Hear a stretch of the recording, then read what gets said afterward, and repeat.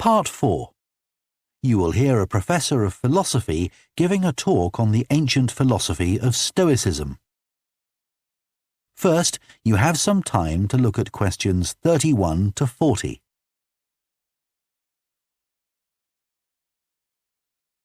Now listen carefully and answer questions 31 to 40. Ancient philosophy is not just about talking or lecturing, or even reading long, dense books.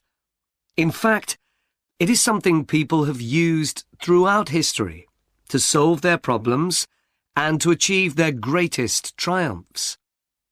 Specifically, I am referring to Stoicism, which in my opinion is the most practical of all philosophies and therefore the most appealing. Stoicism was founded in ancient Greece by Zeno of Citium in the early 3rd century BC, but was practiced by the likes of Epictetus, Cato, Seneca, and Marcus Aurelius. Amazingly, we still have access to these ideas, despite the fact that the most famous Stoics never wrote anything down for publication. Cato definitely didn't. Marcus Aurelius never intended his meditations to be anything but personal. Seneca's letters were, well, letters, and Epictetus's thoughts come to us by way of a note-taking student. Stoic principles were based on the idea that its followers could have an unshakable happiness in this life, and the key to achieving this was virtue.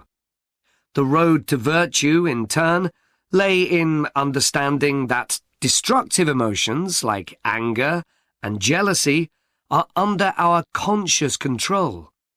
They don't have to control us, because we can learn to control them. In the words of Epictetus, external events I cannot control, but the choices I make with regard to them I do control. The modern-day philosopher and writer Nassim Nicholas Taleb defines a Stoic as someone who has a different perspective on experiences which most of us would see as wholly negative. A Stoic transforms fear into caution, pain into transformation, mistakes into initiation, and desire into undertaking.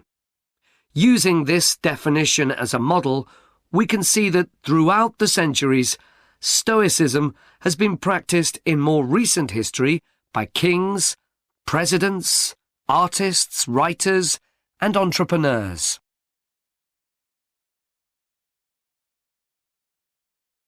The founding fathers of the United States were inspired by the philosophy. George Washington was introduced to Stoicism by his neighbours at age 17, and later put on a play based on the life of Cato to inspire his men. Thomas Jefferson kept a copy of Seneca beside his bed. Writers and artists have also been inspired by the Stoics. Eugene Delacroix, the renowned French Romantic artist, known best for his painting Liberty Leading the People, was an ardent Stoic, referring to it as his consoling religion.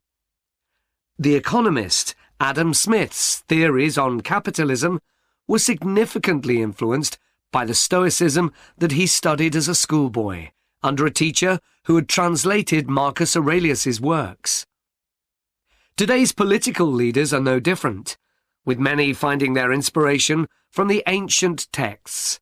Former US President Bill Clinton rereads Marcus Aurelius every single year, and many have compared former President Obama's calm leadership style to that of Cato.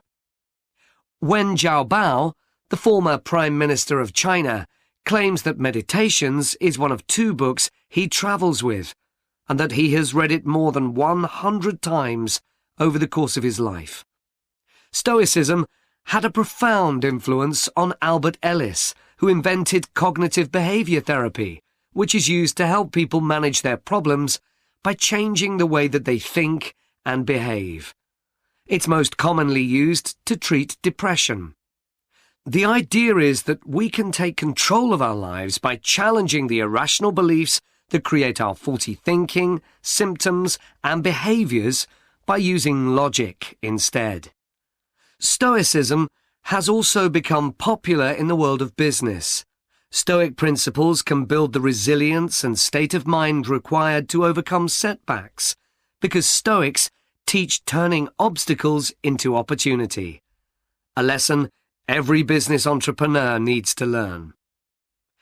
I would argue that studying Stoicism is as relevant today as it was 2,000 years ago, thanks to its brilliant insights into how to lead a good life. At the very root of the thinking, there is a very simple way of living. Control what you can and accept what you can't. This is not as easy as it sounds and will require considerable practice. It can take a lifetime to master. The Stoics also believed the most important foundation for a good and happy life is not money, fame, power, or pleasure, but having a disciplined and principled character, something which seems to resonate with many people today. That is the end of Part 4. You now have 1 minute to check your answers to Part 4.